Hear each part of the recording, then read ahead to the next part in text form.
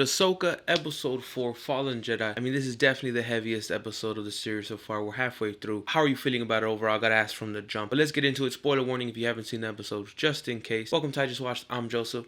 Let's discuss Ahsoka episode 4, Fallen Jedi. I've really enjoyed the series so far, and then this episode is the heaviest when it comes to references, Easter eggs, nods.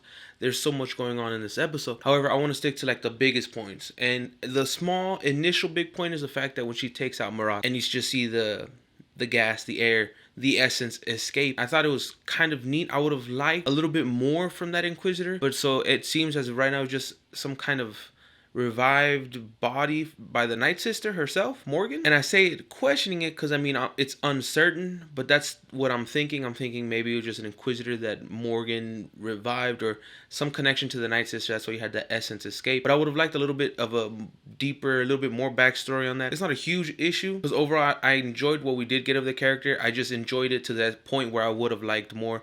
This episode also has some beautiful saber duels. The choreography between the two, between her and Marok, very precise. Because I was sitting there, I was like, why isn't she using both? And then you see the movements. I was like, okay, she's being more focused, more reined, more precise in her duel right now. And you would cut to Sabine and Shin doing their thing. And I like how you can just see the focus and transition and that simple classic kind of in a quick move, boom, done. I really enjoyed that.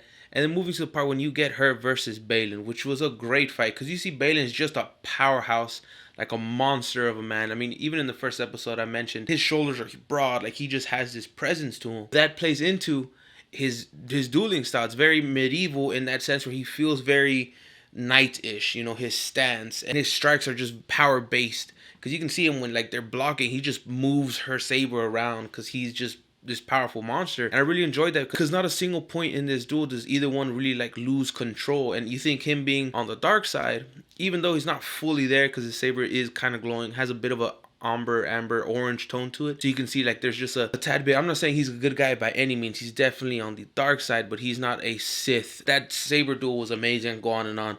But I really like the fact of seeing the connection between the characters. You could even see Huang I was like, oh, they're robot boxing right now, bro. This is Real Steel Part 2. The big one. Okay, getting into the fight. Okay, you see them get the final coordinates and shoot off into a galaxy far, far away. And we know that means big change for the Star Wars universe, for Star Wars as a whole.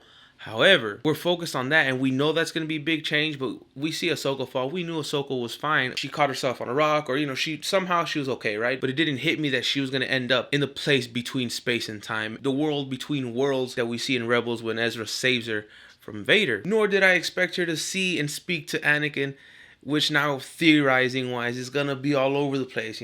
I doubt she yanks him out and keeps him from ever being Vader, because Vader, he is Star Wars the same way Han, Chewie, Luke. Even without knowing Star Wars or watching the films, people know of Vader. However, I think it would be interesting to see what decision she does make and how it alters the future. Because using the world between worlds to erase or maybe just alter the future of Star Wars, because I did not like the sloppiness that is the sequel trilogy. So I think they've created, maybe on purpose, maybe it's part of a plan, it probably is, but I think they've created an outlet where they can make a small adjustment here, thus disconnecting those and reconnecting into something else, leading to a different future. So as a show so far, to kind of pull the reins in a little bit on focus on Ahsoka, Sabine, the Phoenix Squadron, the Rebels here, I really am enjoying the show so far. I'm excited to rewatch it once it's done and see what I've missed, because I know I've missed a lot in each episode. And as the episodes go on, this one I think has major crazy references to, just the name itself, Fallen Jedi. That's obviously a reference to Baylan because he was a Jedi.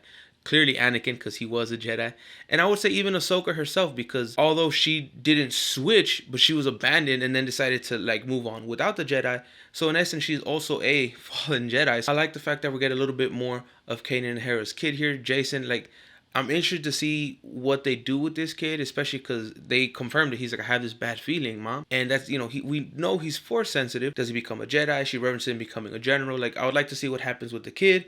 We know Ezra's coming back because we know Thrawn's coming back. I'm excited and interested to see how this keeps pushing forward. And then as of right now, I'm actually excited to see the future of this. And not just Ahsoka the series, but the future of Star Wars again. And I think that's what the show's doing for me right now. It's making us, and definitely me, excited to see what they present with Star Wars. The world between worlds, which I knew existed and stuff, but I just never thought we'd get it live action. And I've never thought we'd go to a separate galaxy. So they've set themselves up to really build and progress further, because we know all this mandoverse situation is coming to an end in a movie. And could that movie be the jumping point of the new future? Theories, comments, questions, concerns. How do you feel about this episode? I really enjoyed it.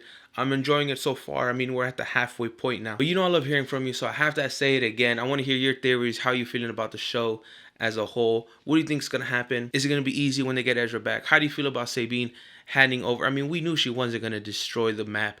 There was no way she was going to. We know she's not joining the evil side. She's not joining the dark side by any means. We know that. But how do you feel about the fact that she disobeyed her master again? And it's one of the major reasons we know Thrawn is coming back. A lot to unbox in this episode. I'm thinking at the very end I'm going to do a full breakdown of the whole series as a whole, just because there's a lot of little things we're missing. I know that I'm missing. I'm going to have to revisit, reevaluate, but I love hearing from y'all. But until next time, stay safe, be well, y con mucho amor. Adios.